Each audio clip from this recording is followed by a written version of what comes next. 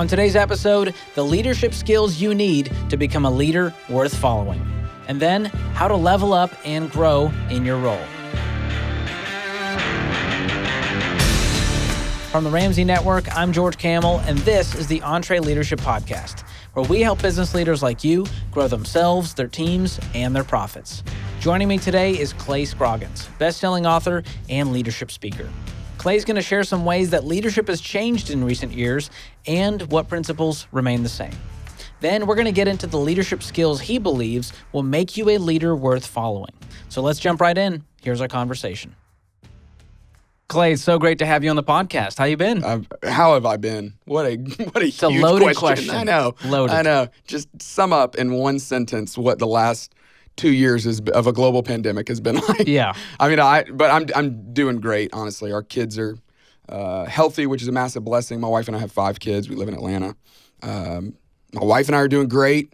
I love her. Most days I think she loves me, which is awesome. And I resigned from my job 6 months ago, so a pretty significant move. That's I stepped big. out on my own. Yep. Released a book last month, doing a lot of speaking. Got to be here at the worldwide headquarters of Ramsey Solutions. That's right. You today. called it the Taj Mahal of office buildings, which I think is apt. I mean, for those of you that haven't, anybody can come and just see it, because you can just come and watch people do that all the time. If you're ever in greater Nashville area, the Brentwood, Franklin area, you got to stop by and just see There's it. the pitch from Clay. And our whole team got to hear from you this morning with a powerful message. And we get to dive in to some of the concepts in your new book, The Aspiring Leader's Guide to the Future. What an epic title. So you wrote this book, How to Lead When You're Not in Charge, a few years back, and it made its way around Ramsey. It went viral at Ramsey is the best way I can describe it. Well, that is kind of you to say, and I hope that is actually true. Truth be told, though, the cover is so bright.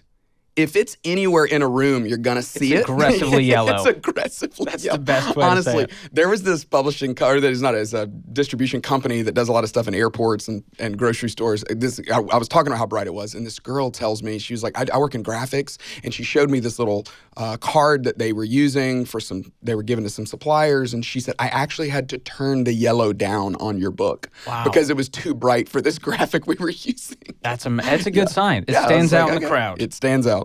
So, since you wrote that book years ago, and you've got this new one out, what are some ways that leadership has changed since then? Yeah, so that was 2017. 2019, I wrote a book called How to Lead in a World of Distraction, which is that released right before the pandemic hit, which, obviously I would love to go back and rewrite that, because little did I know, it felt like all the distractions of life were about to be turned down, at least for a couple days. I mean, we all were like, all of a sudden, like, okay, everybody work from home, and then we all found new ways of distracting ourselves, which is what the concept of that book was about. TikTok was released. There we go. That's right. Tiger King was a thing, right? And now it's all about Wordle. Speaking of evergreen content, that will certainly be this content. It'll still be cool, hopefully, a year from now. But then I started thinking about this concept then. So I would say from 2020, that's when I really started asking the question, okay, clearly the world is changing. And if the world is changing, then certainly leadership is changing. And let me just stop and say, I believe in the definition of leadership that says we're all a leader.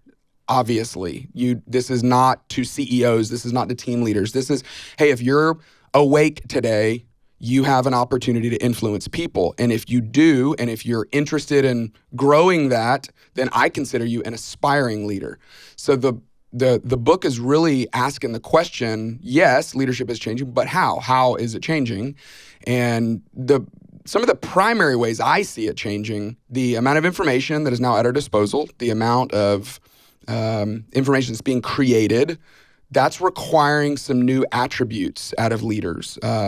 Humility has always been something that we admire in leaders, but there is a new kind of humility that says, hey, I am forever stuck in the, I call it the noob state. Are you a video gamer? Oh, yeah. So anyone, NEWB. NEWB, right? Okay. Yeah. Anyone, I'm not really a gamer, but I know the term. In the gaming world, if you're a rookie or if you're brand new or if you're playing your game like you're a rookie, it's kind of a slight. It's a diss. It's a criticism. Derogatory term for amateurs. That's right. You noob. There we go. Yeah. Well, what I've learned is because everything's being updated constantly, the technology that's going to impact the world most in 5 years hasn't been created yet or is still in the works. The technology that's affecting us today wasn't around 5 years ago. So because of how fast information is being created, how much the world is changing, the idea of being ever stuck in that noob state is so important for us to accept that. So the subtitle of the book is 9 Surprising Ways Leadership is Changing. That's the first one is you have to be willing to say, I just don't know. And not let that exclude you or not let that create this insecurity in you that says, oh, well, if I don't know, then I guess I can't lead. Because there was a day where knowledge accumulation led to leadership. You became an expert in the field because you knew a lot about it. Well, George, I got these kids at home that they read one wiki article and all of a sudden they know more about a topic than I know. Exactly. Teaching you about dinosaurs, probably. Exactly. And I love that. I love their curiosity. I love that knowledge, we have that kind of accessibility to knowledge.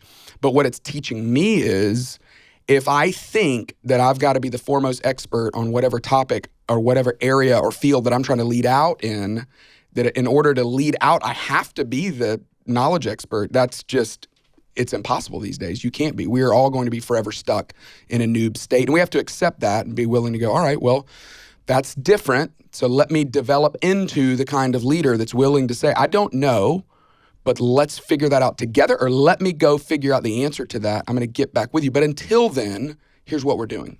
Yeah, and that's the entrepreneurial mindset is problem solving. I'm going to figure it out. Nothing's going to stop me. But as you get further into business and you get older, change becomes scarier. And technology, social media, things are moving at such a rapid pace, you just feel disconnected and out of control. You're like, I have no clue how to keep up with this. That's exactly right. Is there a way to keep up? What is the right approach to take? Well, I don't think we should stop trying to keep up. So I do think, my wife and I were on a walk last week, and this just cracked me up because we're on this, it's Chastain Park in Atlanta, big park. We're walking around the park, and we walk past these two ladies, and of course I'm judging their age, but I think they were about in their 60s. It kind of reminded me of my mom. I was just picturing my mom on this walk. And you pass them, so you get like one sentence of their conversation. And I heard this lady, she's looking over at her friend, and she goes, so what I've heard is that these video reels are what you do to get more followers. Oh my goodness. And I was like, oh my gosh, good for you. Like, I was kind of proud of this mom. She got it. Yes, that is exactly right, because I've had to learn that. I mean, I didn't know what reels were on Instagram until somebody had to teach me how to say, I'm in a meeting last week and somebody was like, well, you're just going to want to make sure you put a link tree in your bio in Instagram. And I'm like, hey, I'm so sorry. Can we stop for 1 second? Can someone tell me what a link tree is? And then the dude that helps him with social media was in the meeting and he was like, hey man, just click on your bio. You have one in there. And I was like, you already have one.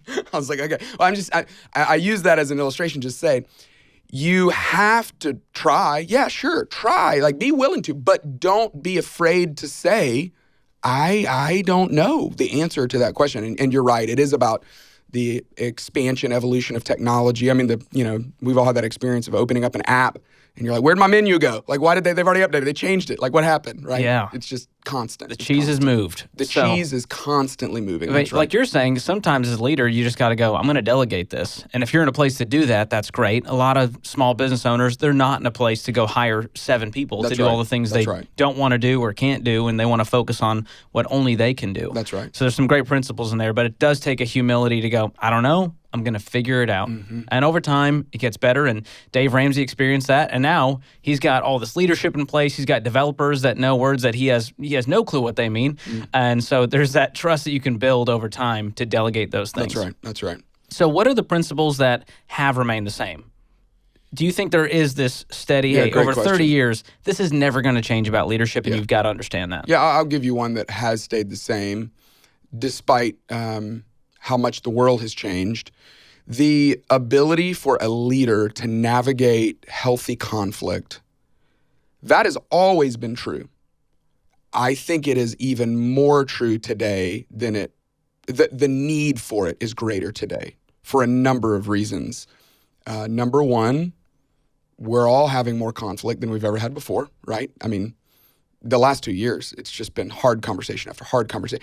And what's amazing, George, and I don't know if it's good or bad. I guess parts of it are good, and then some of it's a little dangerous. But it's one of those it is what it is kind of things. Yesterday's taboo topics are becoming today's interview questions. Ooh, that's good. So there was a day where you didn't talk about religion at work, right? You didn't talk about your personal life at work. Well, now, I mean, I've had people in interview questions say, hey, tell me what your view on sexual orientation is. What is your view on gender identity? Tell me more about what your organization did in the wake of George Floyd's murder. Wow.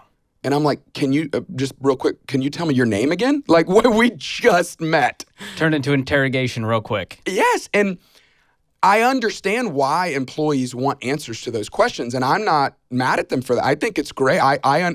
Would love to know that as well. My point is that there was a day where we didn't talk about that at work, and now we're talking about that on a regular basis. Every organization is talking about some of the most complicated, complex issues in the world.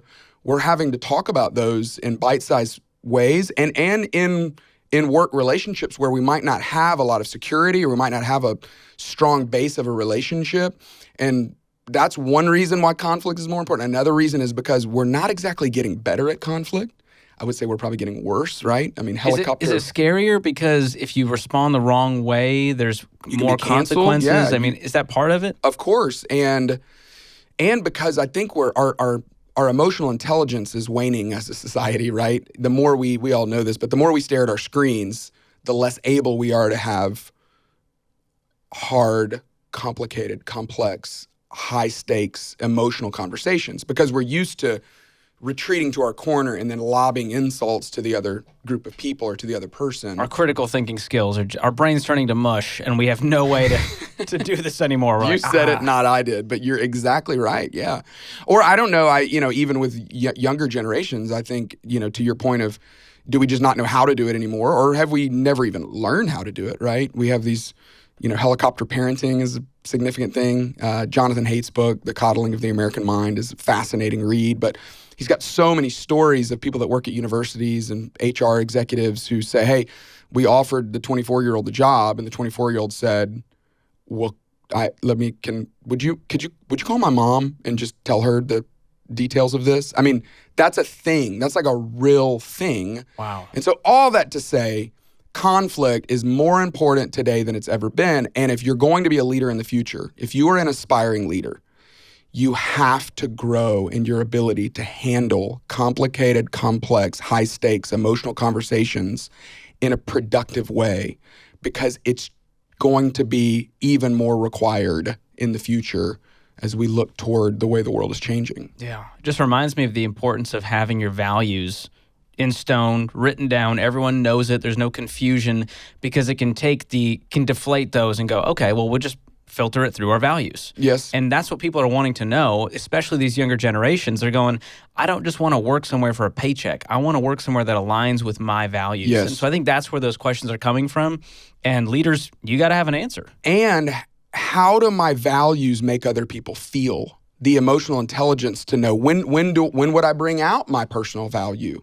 And when do I go, you know what, now's not the time? And if I bring it out, am I aware of how this might make the other person feel? I think that's really important too, because you're right. Knowing what I believe and where I am and what I think is true is certainly important. And it can feel dangerous at times in today's climate of employment. Well, and it feels impossible to go, well, your values have to perfectly align with every single thing that I believe. And you're so right. It's also an impossible task on the other side. So it takes a level of maturity. My own values hardly align with myself sometimes. I mean, so you're right. To think that we're going to find an organization that completely aligns or find people that, well, I got to agree with them 100% to be able to work with them. I don't see that happening in the future. Yeah. That's one of the ways the world is changing. So conflict is one area where, that's always been true. But I think it's even more true as we look toward the future. I'll give you another one that I think is, there are parts of it that will always be true. But Jim Collins, good to great. I mean, the best. I mean, it's goat. like the GOAT of leadership books. Yes, every business leader has that book on their shelf. He says, hey, when you're starting out, it's all about the who and not the what. The what's important, the mission, the vision, where we're going, how we're going to get there. But what's more important than the what is the who. And he says you have to get the right people on the bus.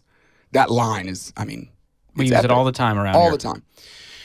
What do you do, though, if you're running a small business and you realize that you don't have the right people on the bus? And even more important than that, what do you do when you've adopted people or you've stepped into a role where you are managing people or working around people and you're not sure?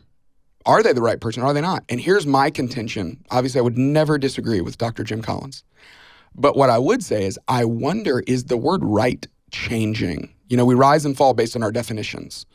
So when I first started out in the working world, my view of right, I have found this in myself. My view of right naturally meant same.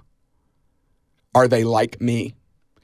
We're all predisposed to placing more potential on someone who looks like us, comes from where we come from, is our same gender, has similar educational background than we have, has similar experience than we do. And I've found that in myself that it's really a form of self-love. It's a form of me saying, oh, well, if you do it the way I do it, or if you came from where I came from, or if you are the way I am, it makes me feel better about me.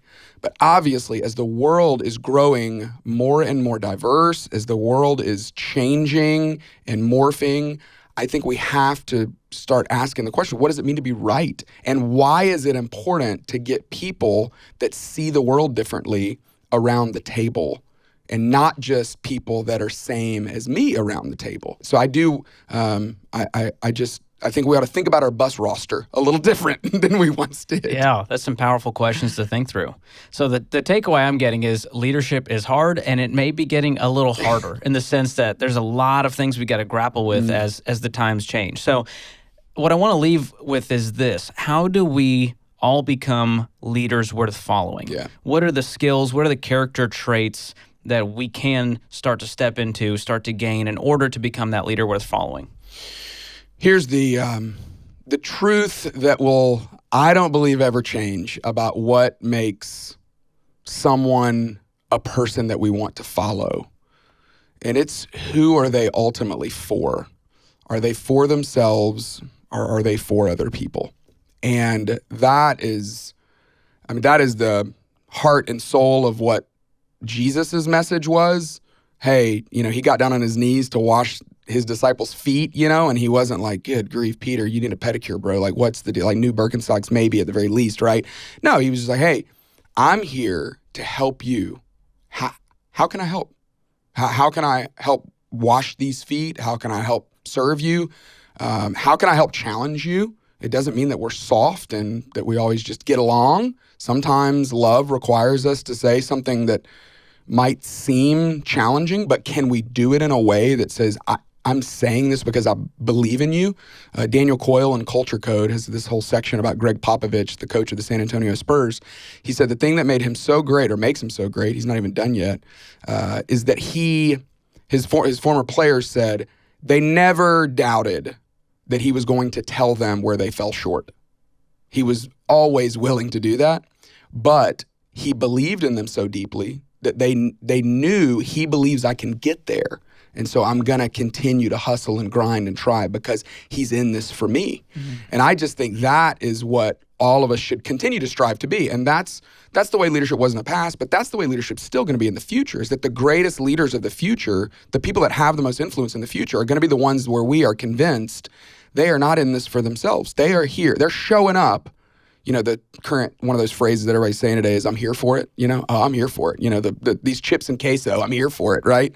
Well, they know, hey, I'm here. I am here not for me, not to just help my career, help my business, but I am here for you. I'm here to help you. That has always been, and I don't think that's ever going to change, but the aspiring leader of the future has got to continue to grow and develop into that. is that servant leadership. It's a redundant saying. We can take the word servant out. That's we right. assume that leaders exist to serve. And That's the best right. leaders do that really well. And Clay, you are one of those people. And I'm Well, thank super you, George. excited Thanks. about this book. So I want everyone to unpack all 9 principles in here because I think it can change the game as we step into the future that we're already in so we can continue to have impact on our teams, our communities, our families that we need to have as leaders and as business owners. Love it. Thanks so much. George. Yeah, thank you. Always a great conversation with our friend Clay Scroggins. Thank you so much, Clay. If you want to get a copy of his new book, The Aspiring Leader's Guide to the Future, 9 Surprising Ways Leadership is Changing, just use the link in the show notes. Now, Clay shared some of the leadership skills that are needed to become a leader worth following. But how do you develop those skills to level up in your leadership? To talk about that, I'm sitting down with Katie Crenshaw, Senior Vice President of Ramsey Personalities here at Ramsey Solutions. We're going to talk about the leadership skills that were necessary for her to become successful and move up in leadership at Ramsey. Here's our conversation. Katie, thank you so much for being on the podcast. How are you? I'm good. Thanks for having me, George. So we work on the same team, and you're one of my leaders, and it's an honor, by the way. But The honor is all mine. It didn't start that way, Katie. You started at an entry-level position how many years ago? 14 and a half. How Yes. time flies. Yes. And you've moved up in leadership roles, and I've got to watch some of that growth over my 9 years here. Yeah. What has that journey been like for you? Long. It's been long, George. But I started here at 23 years old, right out of college, and which was about 14 and a half years ago. And I started as an assistant on our marketing team. And the company was about 140 people, which now you look and we're over 1,100 people. And so I've seen a ton of growth. But I stayed in the assistant role for a couple years. And my leader at the time, who's been on this podcast a couple of times, Jen Sievertson, she asked me to come into her office and she said, "Hey, I want to talk to you about something." And I was like, "Okay." And she was like, "I really think you might do well in this other position where we need somebody." And I was like, "I don't know. I'm not sure I really want to do that." And she just sort of gently kept nudging me and pushing me. And we still joke about it to this day because I still work pretty closely with her in my role. And she says that she saw a lot of potential in me. And I always say, like, "It's okay, Jen. I can say that, like, I was a terrible assistant and you needed to find another place for me." But she still holds firm to that. So I did. I moved into that role, which was in project management. And I worked in project management for about 3 years here at the company. And I was having another conversation with a leader, and he was asking, the question all leaders ask their team members all the time. What do you see? Where do you see yourself going? Like, where does this, what's your vision for your role and for your career? And I said what any 26, 27-year-old would be like, I want to grow. And I was like, but I do know one thing, like, I do not want to be a leader. And that's just kind of where we left it. And 2 or 3 months later, I was back in his office and he said, "Okay, I need you to start leading." And so I just kind of looked at him and was like, "I'm sorry, I thought we had like an agreement here where I said I did not want to do that." And it was just another example of a leader seeing something in me and believing something I didn't believe about myself yet. And I'm a 1 on the Enneagram. And so I'm totally motivated by not failing. And in my mind, like, stepping into leadership and stepping out of what I was comfortable in was a possibility for failure. But he sort of gently nudged me into that. And I started leading and led within project management for about the next 5 years. So I was getting close to being at the company for about 10 years and was getting to work on some personality initiatives and doing project management with those teams and with those personalities, and was just realizing how much I connect to what the personalities are doing and what they're taking out into the world, even more so than what I was doing in project management, which had always been an amazing place and a safe place for me. And so this role opened up for a brand leader, which was a new role within the company. And I was able to step in that. And so I've been brand leading for Rachel Cruz for the last about 3.5, 4 years. And in the last couple of years, I've gotten an opportunity to take on some leadership with other brand leaders. And I love just leading in such a unique part of our business. There's not really anything else like leading in the personalities area. So yeah, that's amazing. I love your story, and there's so many lessons that we could unpack from that. But a leader seeing potential in you. A good leader asks you, "Hey, what is your vision? What like really lights you up?" And then notices that, finds opportunity for that, and nudges you, as you said, into that. And so that's a great example of what it looks like to level up. And the people who are itching and raising their hand constantly, "I need to be in leadership," it's usually a sign they're not ready for leadership, versus your story, which is the reluctant leader. Yeah, I was totally a reluctant leader. It's not lost on me the part that other people played in my journey here. And I'm super grateful for all those people. All of my leaders have always been some of my biggest cheerleaders. And like I said earlier, they saw things in me that I couldn't see in myself yet, and believe things about me that I couldn't believe about myself yet. And that's something that I've tried to carry forward in working with my teams as well.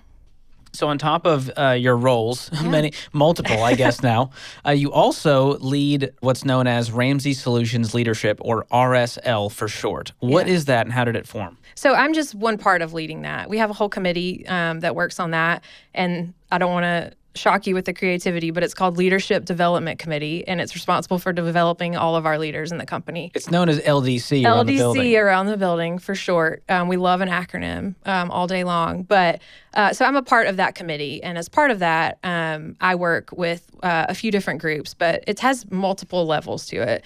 And we put a lot of intentionality into growing and having our leaders poured into by other leaders and them spending time together. And so if I kind of go from where you could be if you're not a leader yet, there's an aspect of that within RSL all the way up to the operating board. And so that earliest level is open to anybody in the company, and we call it Entre University, and it's basically, like Clay said earlier in the podcast, an aspiring leader. We're all leaders, right? But if you're an aspiring leader, you better find yourself at that monthly meeting at 7 a.m. in the morning. And it's where we're just teaching like how we run this business and what are the principles we make decisions on. And then there's a kind of a second level of RSL, which we really want you to be leading people or leading products or projects that are of some kind of scale. And you get nominated into that by your leader. And that is also a monthly meeting. And that moves more from just understanding how we do things to really understanding the tactics you're responsible for day to day, like in the trenches of leadership. And then we actually have a couple other levels that meet monthly in mastermind groups. So that's some of our top leaders from all our like disciplines and business units across the company. And again, they meet monthly in those masterminds, and that's moving more from tactics to like accountability and that ongoing accountability with other leaders. And obviously that's highly relational. And we do all of this, and we invest a lot of hours every month into all of those meetings and into those plans and those things. And again, we have a whole committee that meets weekly just to talk about how we're developing our leaders across the company. That's amazing. And it wasn't always this way. We've gotten a lot better over time about creating these kind of growth tracks for our team. Because as a growth company, people come here and they want to grow in their role. They want to step into leadership roles. So how do people do that well? I'm sure you've seen it modeled poorly and modeled really well. If someone's listening and they're going, Katie, I'm not where I want to be. I want to level up. I want to step into this next thing. How do I do that tactfully? I think a couple of things that have helped me in doing that as I've grown in leadership and as I've moved roles in the company, probably 2 or 3 things I would call out. We have a leadership model that we use, and we use that a lot in all of the RSL and LDC things we do, but it's we use it for growth conversations, to manage expectations, to have a lot of help leaders self-identify their strengths and their weaknesses. And it's vision, results, relationship, and then there's ongoing personal transformation that kind of is the engine that keeps all of that running, right? And so if I look at that for myself and where I've seen myself be able to use those things well, I'm relationships, results, and vision. Those are kind of mine in that order. And if I pull out a couple, self-awareness has been huge for me. Like the ability, it's not constantly looking inward and being like, what's going on with me? That's not what that means. It's my ability to kind of be aware of the wake I'm leaving. And so as I'm going in and out of meetings or in and out of one-on-ones, being able to read a room, read people's body language, and say, what effect am I having on the people around me? And being aware of it is one thing, but being able to go and follow up on it is another thing. So being willing to say like, hey, when I said this thing, I saw you react this way. And sometimes it may have nothing to do with you. It may be something that's going on with them, but being willing to go have those conversations has kind of constantly kept me grounded, and then I think keeps me humble, which is just another huge part of being a leader. And then Clay said this earlier, but it's also just a huge one, healthy conflict, like the ability to do that. I think a lot of times we can blow it up into this huge thing. And it was one of the reasons I thought I didn't want to be a leader, because I was like, I'm not good at doing conflict. And it looks like it's just a whole lot of conflict all the time. And so that was one of the reasons I was kind of shying away from moving into leadership. But once I realized that I'm a highly relational person, I realized how leaning into healthy conflict could come for me. And it's actually something now, like I come to the table with a lot of energy for. And it's not like I wake up in the morning and I'm like, I'm so excited I get to do healthy conflict, or I get to do conflict with someone today. But I do come to the table with energy because I feel like it's a thing that helps us move forward. When we're not having healthy conflict, or we're not leaning into that, I feel like we find ourselves stuck in these cycles of having the same conversations over and over again, or expecting people to change, but we haven't told them how they need to change. And so being able to lean in and have a hard conversation with somebody just creates forward movement. And I'm all about forward movement because my second one is in results. And I think just the ability to like get stuff done is huge. If you give me something, and this has kind of been true of my whole career, I will run it to ground and I will make sure it happens. And what I've transitioned to in the last few years is being able to delegate that and bring people along in that and just coach people. But those are probably the three that I see have helped me win as I've moved through, and that I try to coach and other people that I'm working with as well. I love that. And you've got, one of your best skills and traits is that you're so reliable. If someone gives you a project, they're like, Katie's got it. Yeah. I feel great about this. There's such trust there. Yeah. You're great at communication. There's a lot of soft skills and hard skills, as you mentioned, that come along with growing leadership. And those are things you've always got to be working on, and no one's ever done. Right. That's the fun part. Well, and that's why that's what we love to help provide with LDC and RSL, like just those constant opportunities for the conversation to be ongoing, where nobody ever feels like they're fully responsible for that there's always people they can bring into that conversation to help them and mentor them. And now it's not just someone's opinion of how you're doing as a leader. Now we have the measuring stick with this leadership model with vision, results, and relationships, which is super helpful to go, I got to work in this area. Yeah. I can see how that may be the case. Yeah, and a good leader has that awareness and humility. Mm-hmm. And there's something that a quote Andy Stanley has said that I heard it years ago and it stuck with me, kind of just talking about strengths and weaknesses and how you lean into both. And he says your fully exploited strengths are of far greater value to your organization than your marginally improved weaknesses. Ooh. And just that ability to know what you're really good at and lean into that versus spending all your time trying to figure out how to get better at things you're probably never going to get better at. And it's not a license to say, like, I don't have to do anything I'm not good at, or I don't have to do anything I don't like, or my weakness is I'm a jerk. Like, being a jerk is not a weakness. It's a character flaw. And like that's not an excuse to not do it. That felt like a personal attack, Katie. Never, George. But I mean, here's an example of using your strengths and leaning on other people's, right? So I work with a great group of guys who are also brand leaders. And one of my colleagues has an amazing eye for like design and how it connects to branding. And he looks at something and sees like what it could be, what it should be, what it's not. And I look at it and see like pictures and words. And so we just see things very differently versus me taking away from all my strengths of the things that I bring to the table that only I can. I know that anytime something like that comes up, I can lean on him and say, like, what do you think about this? Hey, will you run with this and kind of run with this for all of us? So just being able to know not only what you're good at, but also what those around you are good at. And I think that's something else that all the things that we provide within RSL are really good at helping facilitate that too. Yeah. Well, Katie, I've loved watching you grow in leadership. I appreciate leaders like you who I get to serve underneath and have humility, character, integrity. They're trustworthy, they're reliable, they're relational, and I appreciate you unleashing some wisdom on our listeners today. Thanks, George. Thanks for having me. Thank you so much, Katie. Grateful to have you as one of my leaders. As she just talked about, we use a 3-part model to assess our leaders, and we call it the Ramsey Solutions Leadership Model. Genius, I know. And our team created a free guide for you that you can use as an assessment.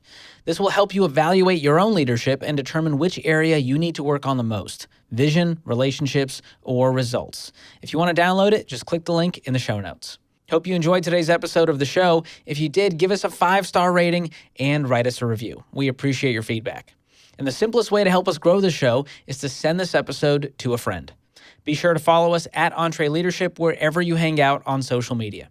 This episode was produced by Tim Hull, edited by Jacob Harrison, and mixed and mastered by Will Rudder. I'm your host, George Kamel, and on behalf of the entire EntreLeadership team, thanks for listening. Until next time, keep learning and keep leading.